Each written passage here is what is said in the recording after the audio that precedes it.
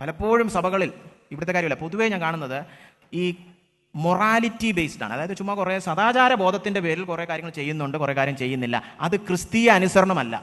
അത് ഏത് മതവിഭാഗം എടുത്താലും അവിടെ കുറച്ച് സദാചാര ബോധമൊക്കെ കാണും. ഇത് ചെയ്യുന്നത് തെറ്റാണ്, അത് ചെയ്യുന്നത് ശരിയാണ് എന്ന് പറഞ്ഞ് ബാഹ്യമായ ഒരു ശുദ്ധീകരണം, അതല്ല ക്രിസ്തീയ അനുസരണത്തിൽ ഉണ്ടാകേണ്ടത്. അത് നല്ല കാര്യം, മര്യാദയ്ക്ക് നടക്കുക എന്ന് പറയും. പെരുമാറ്റമൊക്കെ നന്നാവും. പെരുമാറ്റം മാറ്റുന്നതല്ല. ബാഹ്യമായി നമ്മുടെ ഫരീശന്മാരെ കുറിച്ച് കർത്താവ് പറഞ്ഞു, പുറമെ കാണാൻ കൊള്ളാം, അകത്ത് ശവക്കല്ലറയാണ്. അതുകൊണ്ട് പുറമെ പൗഡർ ഇട്ട് ഭംഗി കൂട്ടുകയല്ല അനുസരണം. അകത്തേ മനുഷ്യൻ, ഇന്നലെ ഞാൻ ചോദിച്ചുള്ളൂ, നിങ്ങളുടെ ചിന്തകളിലും നിങ്ങൾ നിർമ്മലത കാത്തു. നിങ്ങളുടെ ഉദ്ദേശം പോലും ശുദ്ധിയുള്ളതായിരിക്കണം.